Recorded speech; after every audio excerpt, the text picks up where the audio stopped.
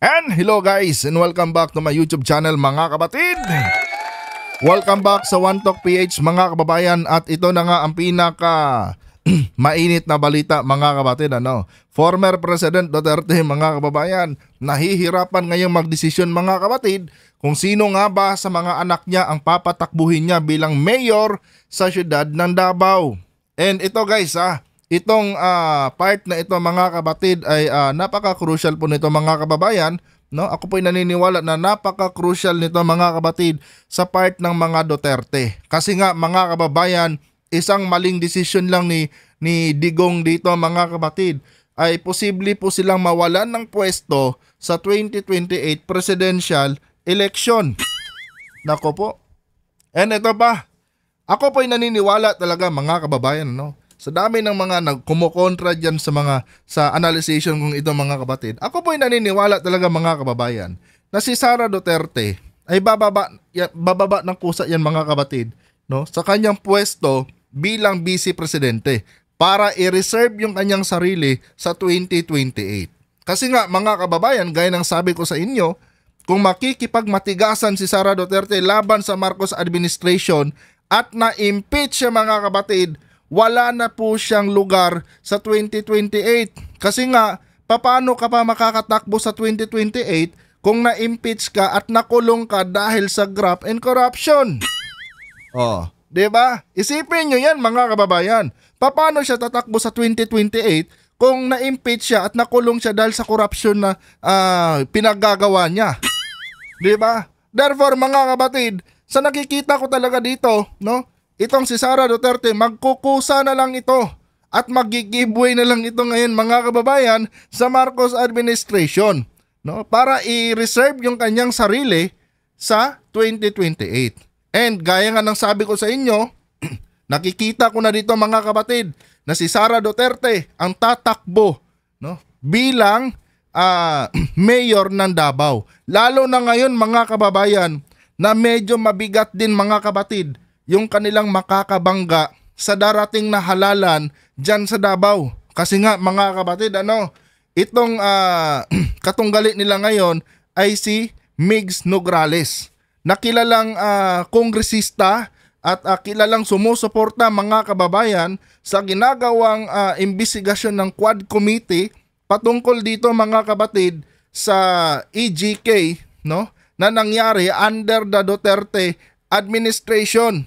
Ngayon mga kapatid, ilagay natin sa posisyon na si Baste pa rin ang tatakbo dyan, bilang mayor sa Davao. Malaki ang tsansa mga kababayan na matalo si Baste ni Migs Nograles.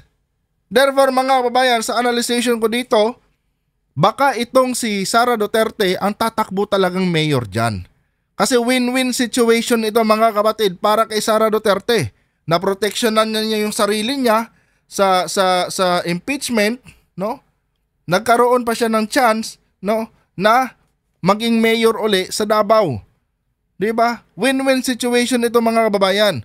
Kasi pag nanalo siya bilang mayor sa Davao, mapoproteksyonan, patuloy niyang mapoproteksyonan mga kapatid yung kanilang mga baho, na pilit nilang pinagtatakpan diyan sa siyudad ng Davao. Diba? Win-win situation ito mga kababayan para sa mga Duterte. Pero bago tayo magpatuloy mga kapatid, huwag kalimutang mag-subscribe at pakilike ang ating video para i-share pa ni YouTube sa iba pang hindi pa nakakapanood. Anyway guys, panoorin muna natin ang balitang ito at bigyan natin ng ating opinion at reaction. Marisol, wala pa rin bang balita sa pamilya Duterte kung maghahain sila ng kanilang COC? Yes, Ella, patuloy pa rin tayong nag-aabang dito sa COMELEC office kung kailan maghahain ng Certificate of Candidacy ang pamilya Duterte. Nauna ngang sinabi ni Congressman Paulo Pulong Duterte sa media noong Miyerkules matapos maghain ang kanyang anak na si Rodrigo Duterte II bilang representante sa 1st District ng Davao City ay magkakaroon pa aniya sila ng pag-uusap o meeting silang pamilya Duterte. Pero hanggang ngayon wala pa tayong impormasyon kung ano-ano nga ba ang tatakbuhan nila.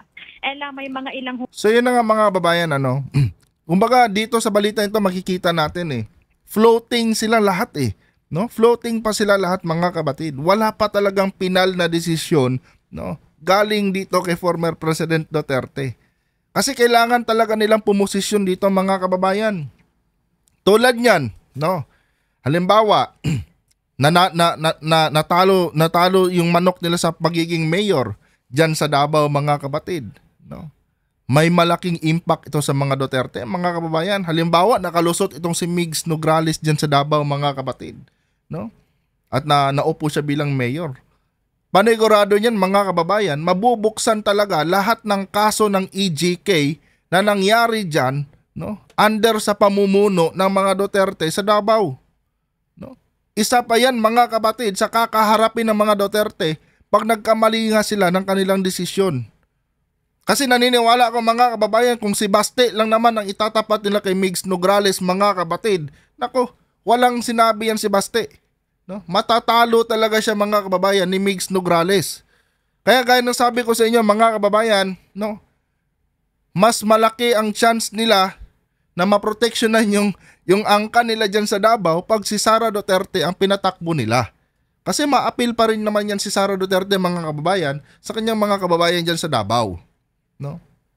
Dito naman kay Baste Duterte mga kapatid, no? Yung iba dyan ayaw lang magsalita pero dismayado yan sa naging performance ni Baste Duterte, no? Sa loob ng 3 taon.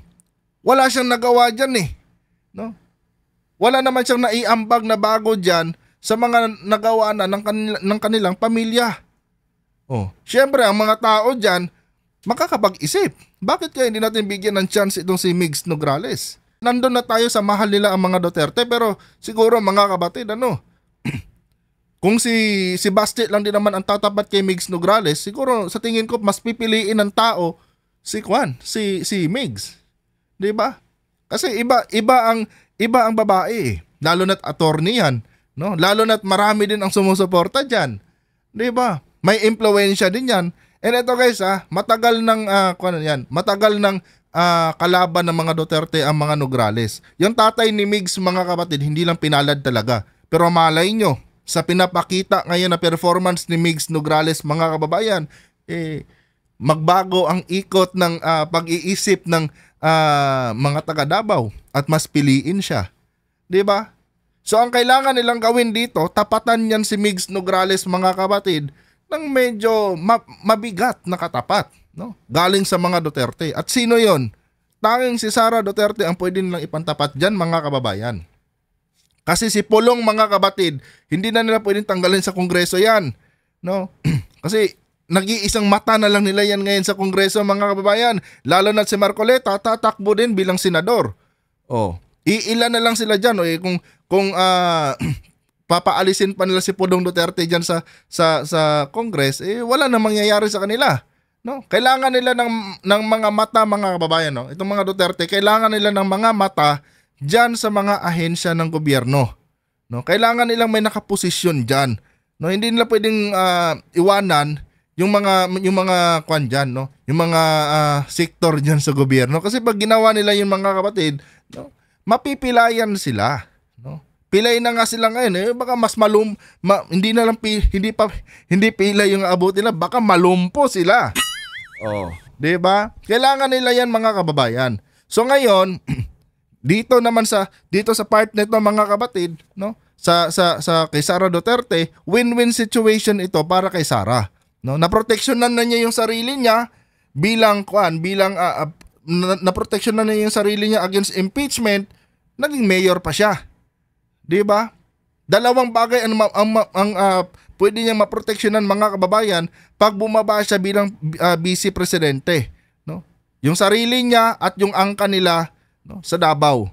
'Yun yung nakikita ko dito mga kababayan. Yan lang ang tanging paraan, no? Or yan lang ang choice na meron itong kampo nila former President Duterte nitong darating na halalan mga kapatid. And kailangan talaga nilang sugalan ito. Kasi pag hindi sila sumugal dito at nakipagmatigasan sila, nako, sa kangkungan sila pupulutin mga kapatid. Buti kung sa kangkungan lang, paano kung sa kulungan? Di ba? Yan. Ako yung naniniwala, hindi mai-impeach si Sara. No? Hindi mai-impeach si Sara mga kababayan. Dahil kusang bababayan. No? Kusang bababayan sa pagiging vice presidente. Yan lang ang choice na meron sila para i-save yung kanilang tawag nito, yung kanilang mga agenda para sa 2028. Kasi mga kapatid, maliban kay former President Duterte, mga kababayan, dyan sa dalawang Duterte, wala nang mananalo dyan kung tatakbo yung presidente sa 2028. Si Sara Duterte lang ang meron chance dyan, mga kababayan. No? Si Sara Duterte lang ang medyo malakas-lakas dyan sa taong bayan, no? Kung pwesto sa pagiging presidente ang pag-uusapan. No. Yan lang mga kapatid, lalo na kung makakalaban nila Sara Duterte sila Risa Hontiveros, kasi sa tingin ko si Senator Risa tatakbo din bilang presidente. Ito, analyzation lang to, hindi ko sinasabing final ito no. Pero the way ko nakikita yung mga bagay ngayon mga kapatid, lalo na si Senator Risa na yung tawag nito, yung pumalit sa pwesto ni BP Leni, no. Sa tingin ko diyan mga kababayan, magiging mas maganda ang laban kung Sara Duterte versus Risa Hontiveros sa darating na 2028, no. Yan po yung nakikita ko diyan mga kapatid. And kailangan talagang gawin ng mga Duterte yung itong desisyon na ito, no, kasi kung sakali mang minalas itong di minalas, kung sakaling sinwerte itong si Risa Hontiveros mga kababayan sa 2028, no? Number 1 agenda yan ni Risa Hontiveros, yung paghabol niya dito sa mga Duterte. So kailangan talaga din nilang paghandaan ng 2028 mga kababayan, no? Nang sa ganon, ma-safe keep nila yung mga sarili nila. 'Di ba? Yun yung nakikita ko dito mga kapatid na posibleng mangyari, no? Kasi ito, sa tingin ko talaga tatakbo si Risa no, si Senator Risa tatakbo talaga sa 2028 yan mga kababayan. And alam naman natin mga kapatid kung gaano ka porsigido itong si Senator Risa Hontiveros na panagutin itong mga Duterte, no. Gaya ng sabi ko nga sa inyo mga kababayan, isang mali lang ni Digong, isang maling decision lang ni former President Duterte dito mga kapatid, no. Sa kung sino yung mga manok na ilalagay niya diyan sa mga sa Davao or sa iba't ibang sangay ng gobyerno, isang maling decision lang ni Digong mga kababayan, posible silang pulutin sa kulungan. 'Di ba? Kaya ngayon mga kapatid, naintindihan ko kung bakit medyo natagal-tagalan sila Duterte sa pagpili, no, ng kanilang manok para sa mayor diyan sa Davao, dahil may malaki talaga itong ginagampanan mga kapatid. No. Meron po talaga itong malaking ginagampanan itong position bilang mayor diyan sa Davao. No. At nakikita ko diyan na magiging ang magiging manok nila diyan mga kababayan ay si Sara Duterte talaga. Kasi win-win situation ito mga kapatid, win-win situation ito para kay Sara Duterte. Gaya na sabi ko, kung tatakbo siyang mayor sa Davao, bumaba siya bilang vice presidente at tumakbong mayor sa Davao, no?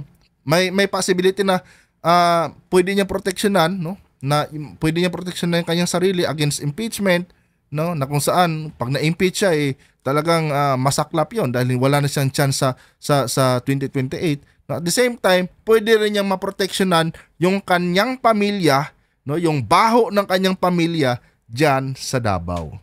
Ganun lang po mga kapatid. Anyway mga kababayan, ito po ay analyzation lamang. No, ito po ay base lamang sa aking nakikita kung paano nga ba gumagalaw itong sistema, no, ng ating politika dito sa Pilipinas. Ito po ay hindi mga kapatid, ito po ay hindi opinion ng eksperto. Analyzation lang to. And kayo mag-isip din kayo mga kapatid, i-analyze niyo rin mabuti yung pinupunto ko dito kung tama ba, no? And mag-discuss na lang tayo dyan sa comment section. Comment nyo rin dyan mga kababayan yung inyong mga opinion. Hanggang dito na lang mga kapatid. Huwag kalimutang mag-subscribe at pakilike ang ating video para i-share pa ni YouTube. Hanggang dito na lang. Adios.